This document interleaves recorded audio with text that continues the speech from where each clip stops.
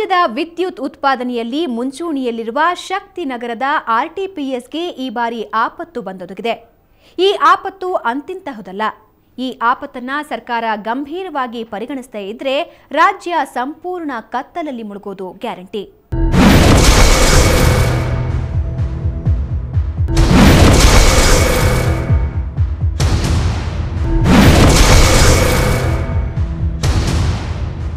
ಆರ್ಟಿಪಿಎಸ್ನಲ್ಲಿ ಕಲ್ಲಿದ್ದಲು ಕೊರತೆ, ತಾಂತ್ರಿಕ ಸಮಸ್ಯೆ, ಆರ್ಥಿಕ ಸಂಕಷ್ಟ, ನೀರಿನ ಕೊರತೆ ಹೀಗೆ ಸಾಲು ಸಾಲು ಸಮಸ್ಯೆಗಳು ಬೃಹತ್ ಆಕಾರದಲ್ಲಿ ಬೆಳೆದು ನಿಂತಿವೆ. ಈ ಎಲ್ಲ ಸಮಸ್ಯೆಗಳು ಆರ್ಟಿಪಿಎಸ್ನ ಉತ್ಪಾದನೆಯನ್ನ ಕುಂಠಿತಗೊಳಿಸಿವೆ. ಹೌದು, ಆರ್ಟಿಪಿಎಸ್ನ 8 ಘಟಕಗಳು ಪೂರ್ಣ ಸಾಮರ್ಥ್ಯದಲ್ಲಿ ವಿದ್ಯುತ್ ಉತ್ಪಾದಿಸಬೇಕು ಅಂದ್ರೆ ಪ್ರತಿದಿನ 25,000 ಮೆಟ್ರಿಕ್ ಟನ್ ಕಲ್ಲಿದ್ದಲು ಬೇಕು. ಈ ಕಲ್ಲಿದ್ದಲು ಆಂಧ್ರಪ್ರದೇಶದ ಬೆಲ್ಲಂಪಲ್ಲಿಯ ಸಿಂಗರೇಣಿ, ಮಹಾರಾಷ್ಟ್ರದ ಮಹಾನದಿ, ಒರಿಸ್ಸಾದ ತಲ್ಚೇರ್ ಹಾಗೂ ವಿದೇಶಿ ಗಣಿಗಳಿಂದ ಪೂರೈಕೆಯಾಗುತ್ತೆ.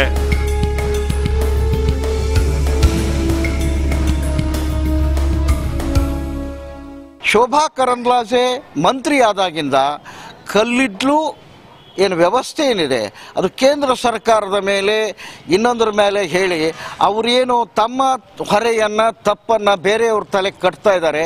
ಇದು ಕ್ಷಮಿಸಲಿಕ್ಕೆ ಸಾಧ್ಯ ಇಲ್ಲದೆ ಇರತಕ್ಕಂಥ ತಪ್ಪು. ಯಾವಾಗಲೂ ಹಾಗೇ ಇರುತ್ತೆ. ಅಡ್ವಾನ್ಸ್ ದುಡ್ಡು ಕೊಟ್ಟು ಪೂರಕವಾದಂಥ ಕಲ್ಲಿದ್ದಲನ್ನು ಸಂಗ್ರಹ ಮಾಡ್ಕೊಂಬಂಥದ್ದು ಇತಿಹಾಸ ಇದೆ.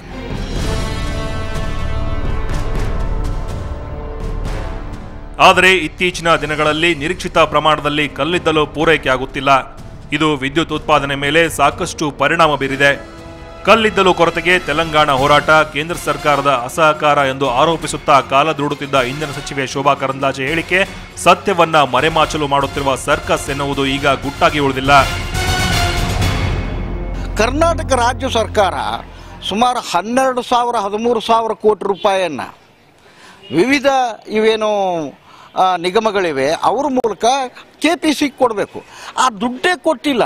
ಅದರ ಹತ್ರ ದುಡ್ಡಿಲ್ಲ. ಈಗ ಸರ್ಕಾರನೇ KPCಗೆ ತಾನು ಕೊಡಬೇಕಾದಂಥ ಬಾಕಿ ಕೊಡದೇನೆ ಕೇವಲ ಖಾಸಗಿ ಅವರ ಹಿತಾಸಕ್ತಿ ಹೆಚ್ಚು ನೋಡಿಕೊಂಡು ಅವ್ರಿಗೆ ಮೊದಲು ಪೇಮೆಂಟ್ ಮಾಡಿ ಇದನ್ನು ನಿಲ್ಲಿಸ್ತಕ್ಕ ಇರೋದೇನಿದೆ ಇದು ಅತ್ಯಂತ ಅಪರಾಧ.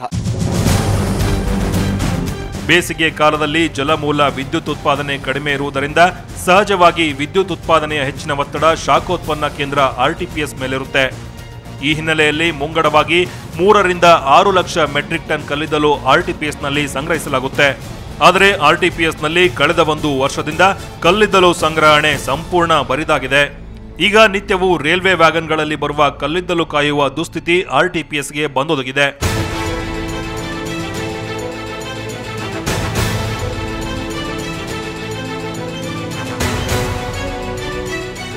ನಾವು ರಾಯಚೂರು ಜಿಲ್ಲೆಯವರು ಇಷ್ಟು ನಾವು ಸಫರ್ ಆಗ್ತಾ ಇದ್ದೀವಿ. ಟೆಂಪ್ರೇಚರ್ನಿಂದ, ಪೊಲ್ಯೂಷನ್ನಿಂದ, ವಾಟರ್ ಶಾರ್ಟೇಜಿಂದ, ಈ ಸಮ್ಮರ್ನಲ್ಲಿ ಕರೆಂಟ್ ಇಲ್ಲದೆ ಇಷ್ಟು ಸಫರ್ ಆಗ್ತಾ ಇದ್ರು ನಮ್ಗೆ ಸರ್ಕಾರ ಇಷ್ಟು ನಿಕೃಷ್ಟವಾಗಿ ನೋಡ್ತಾ ಇದೆ.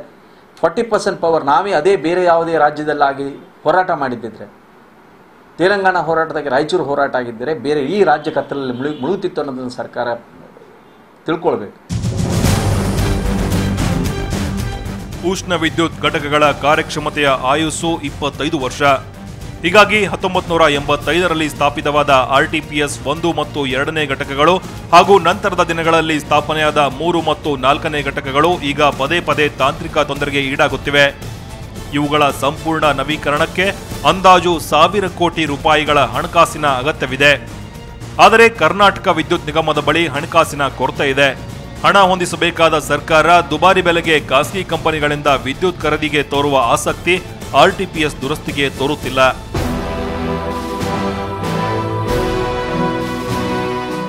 ಈಗ ಒಂದು ನಮ್ಮ ಯಾವ ವರದಿಗಳು ಮೊನ್ನೆ ಈ ಮಾರ್ಚ್ ಆಡಿಟ್ ಅಂತ ಇದರಲ್ಲಿ 13,000 ಕೋಟಿ KBLinದ ಬರಬೇಕಾಗಿದೆ ಹಣ ಅಂತ ಹೇಳ್ತಾ ಇದ್ದಾರೆ ಸರ್.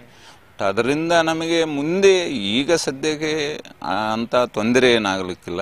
ಬಟ್ ಮುಂದೆ ಹೊಸ ಯೋಜನೆಗಳು ತಗೊಳ್ಳಿಕ್ಕೆ, ನಮಗೆ ಮುಂದೆ R&M ವರ್ಕ್ ಮಾಡಲಿಕ್ಕೆ ಇವೆಲ್ಲ ಮುಂದೆ ಆಗ್ಬೋದು ಕಷ್ಟಗಳು. ಹಿಂದೆ ಒಂದು ಸಲ 4,500 ಕೋಟಿ ಹಿಂದೆ 2000ರಲ್ಲಿ ಅವ್ರು ಕೊಡಬೇಕಾಗಿತ್ತು.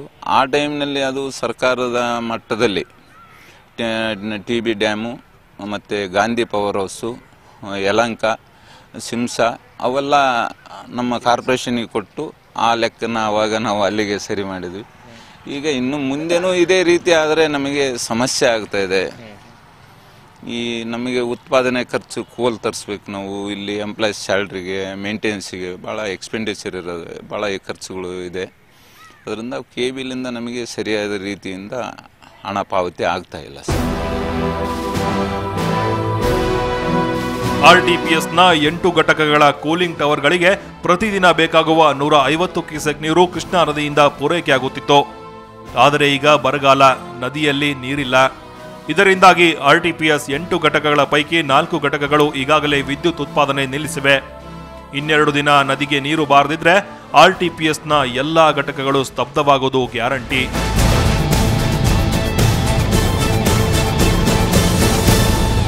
RTPS ಗಂಭೀರ ಸಮಸ್ಯೆಯನ್ನ ಎದುರಿಸುತ್ತಿರುವುದನ್ನ ಮನಗಂಡ ಮುಖ್ಯಮಂತ್ರಿ ಸದಾನಂದ ಗೌಡರು ಕಳೆದ ಬುಧವಾರ ಇಲ್ಲಿಗೆ ಭೇಟಿ ಕೊಟ್ಟರು.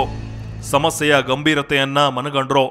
ಆದರೆ ಆ ಬಳಿಕ RTPSಗೆ ನೀರಿನ ಸಮಸ್ಯೆ ಇಲ್ಲ ಅಂತ ಮಾಧ್ಯಮದ ಮುಂದೆ ಬಾಲಿಶವಾಗಿ ಹೇಳಿಕೆ ನೀಡಿ ಎಲ್ಲರಲ್ಲೂ ಅಚ್ಚರಿ ಮೂಡಿಸಿದ್ರು.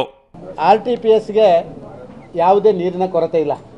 ಈಗಾಗಲೇ ಸೋಮವಾರ ನಾವು ನೀರು ಅದಕ್ಕೆ ಬಿಡುಗಡೆ ಮಾಡುವಂಥ ನೀರನ್ನು ಈಗಾಗಲೇ ಬಿಡುಗಡೆ ಮಾಡಿದ್ದೇವೆ. ಮುಂದಿನ 12 ದಿನಕ್ಕೆ ಬೇಕಾದಷ್ಟು ನೀರನ್ನು ಈಗಾಗಲೇ ನಾವು ಬಿಡುಗಡೆ ಮಾಡುವಂಥದ್ದು ಮಾಡಿದ್ದೇವೆ.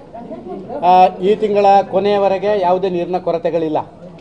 ನಾಳೆಯಿಂದ ಎಲ್ಲ ಘಟಕಗಳು ಪ್ರಾರಂಭ ಮಾಡಬೇಕು ಅಂತ ಹೇಳುವಂಥ ಸೂಚನೆಯನ್ನು ಅವರಿಗೆ ಈಗಾಗಲೇ ಕೊಟ್ಟಿದ್ದೇವೆ. ಆದ ಕಾರಣ ನಾಳೆಯಿಂದ ಮತ್ತೆ ಎಲ್ಲ ವಿದ್ಯುತ್ ಘಟಕಗಳು ಪ್ರಾರಂಭ ಮಾಡಬೇಕು ಮತ್ತು ರಾಜ್ಯಕ್ಕೆ ವಿದ್ಯುತ್ತನ್ನು ಕೊಡಬೇಕು ಅಂತ ಹೇಳುವಂಥ ಮಾತನ್ನು ಈಗಾಗಲೇ ಹೇಳಿದ್ದೇವೆ.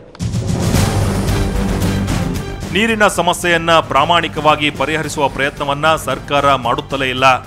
ಅಲ್ಲದೆ ಇಲ್ಲಿ ಕಾರ್ಮಿಕ ಸಮಸ್ಯೆ ಅತ್ಯಂತ ಗಂಭೀರವಾಗಿದೆ. ಅದರಲ್ಲೂ ಗುತ್ತಿಗೆ ಕಾರ್ಮಿಕರ ಗೋಳು ಕೇಳೋರೇ ಇಲ್ಲ. 1985ರಲ್ಲಿ RTPS ಆರಂಭವಾದಾಗ 1 ಮತ್ತು 2ನೇ ಘಟಕಗಳಿಗೆ ನೇಮಕವಾದ ನೌಕರರೇ ಇಂದಿಗೂ ಕಾರ್ಯನಿರ್ವಹಿಸುತ್ತಿದ್ದಾರೆ. ಸದ್ಯ RTPSನಲ್ಲಿ 8 ಘಟಕಗಳಿವೆ. ಆದರೆ ಹೊಸದಾಗಿ ಹೆಚ್ಚಿನ ನೌಕರರನ್ನ KPC ನೇಮಕ ಮಾಡಿಕೊಂಡಿಲ್ಲ.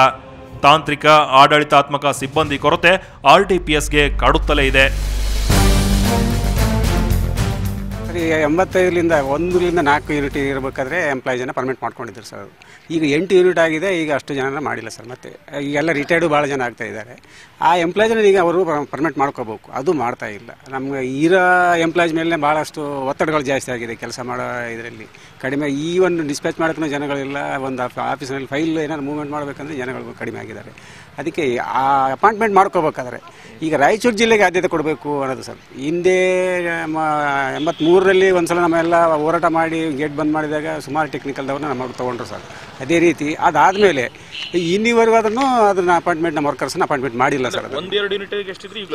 ಈಗಲೂ ಅಷ್ಟೇ ಇದೆ. ಇನ್ನು ಕಡಿಮೆ ಆಗಿದ್ದೀವಿ ಸರ್. ಈಗ ಆವಾಗಲೂ ಇನ್ನು ಜನ 1400 ಜನ ನಮ್ಮಲ್ಲಿ ವರ್ಕರ್ಸ್ ಇದ್ದೀವಿ ಸರ್. ಅವಾಗ 1ರಿಂದ 4 ಯೂನಿಟ್ ಇರಬೇಕಾದ್ರೆ ಈಗ ಏನಾಗಿದ್ದೀವಿ ಸರ್. ಈಗ ಭಾಳ 1200ಕ್ಕೆ ಬಂದಿದ್ದೀವಿ.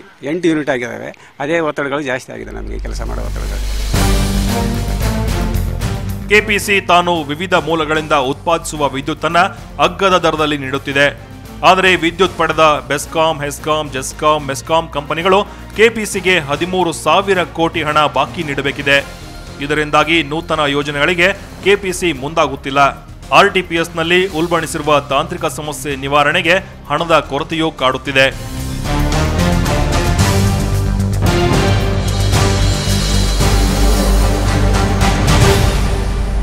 ಸರಿ, ಈ ಆಪತ್ತಿಗೆ ಹೊಣೆಯಾರು? ನಮ್ಮ ಸರ್ಕಾರ, ಇಂಧನ ಇಲಾಖೆ ಏನ್ ಮಾಡ್ತಿದೆ? ಇಂಧನ ಸಚಿವರು ಏನಂತಾರೆ ತಿಳಿಯೋಣ ಬ್ರೇಕ್ನ ನಂತರ.